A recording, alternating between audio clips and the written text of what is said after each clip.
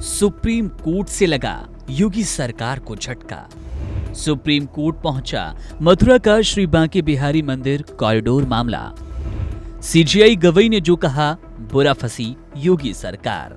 Supreme court के दरवाजे से 15 मई को योगी सरकार के लिए जिस मामले में खुशखबरी निकली, 22 मई को उसी मामले में सुप्रीम कोर्ट से अच्छी खबर नहीं आई। उस मामले को लेकर सीजेआई खन्ना ने भी ऐसी बात कही, जिसके बाद ये कहा जाने लगा कि योगी सरकार सुप्रीम कोर्ट में बुरा फंसी है। सवाल ये है कि आखिर ये मामला क्या है। दरअसल योगी सरकार के एक महत्वाकांक्षी प्लान को सुप्रीम कोर्ट से झटका लग सकता है, क्योंकि 500 करोड़ की लागत से मथुरा के श्री बांके बिहारी मंदिर कॉरिडोर को विकसित करने की योजना योगी सरकार की थी। उस योजना के लिए सुप्रीम कोर्ट की तरफ से मंजूरी को चैलेंज कर दिया गया। 22 मई को सुप्रीम कोर्ट के उसी आदेश में अमेंडमेंट करने की याचिका लगाई गई, जिसको लेकर सुप्रीम कोर्ट ने 15 मई को मंजूरी दी थी। योगी सरकार को 15 मई को तब खुशी मिली जब मथुरा में श्री बांके बिहारी मंदिर कॉरिडोर को विकसित करने के लिए वे सुप्रीम कोर्ट पहुंचे थे। सुप्रीम कोर्ट की तरफ से इस कॉरिडोर को विकसित करने की मंजूरी मिलने के बाद मथुरा के लोगों में भी गुस्से का माहौल है। वहीं सुप्रीम कोर्ट में मथुरा के ही रहने वाले एक निवासी देवेंद्र नाथ गोस्वामी की तरफ से सीनियर एडवोकेट अमित आनंद तिवारी ने याचिका डाली।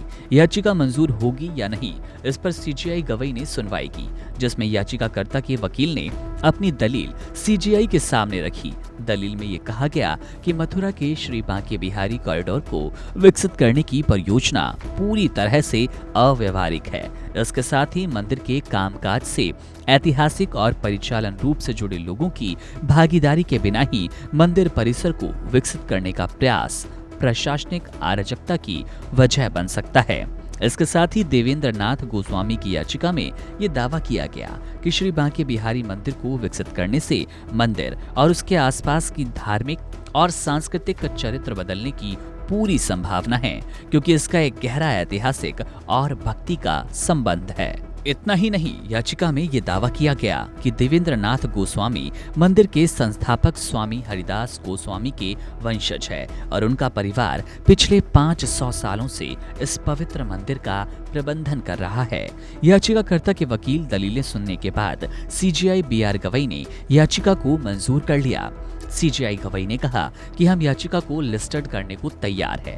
अब इस मामले में सुप्रीम कोर्ट की रजिस्ट्री विभाग की तरफ से इस पर सुनवाई के लिए तारीख दी जाएगी। उसी तारीख को इस मामले में सुनवाई होगी। बहरहाल मथुरा के श्री बांके बिहारी मंदिर के विकसित करने वाली इस परियोजना के खिलाफ पड़ी याचिका पर सीजेआई गवई की तरफ से सुनवाई के लिए तैयार होना योगी सरकार के लिए अब झटका माना जा रहा है। लेकिन ये देखना अहम होगा कि सुप्रीम कोर्ट इस पर क्या कुछ फैसला सुनाएगी। इसके लिए थोड़ा इंतजार जरूर करना होगा।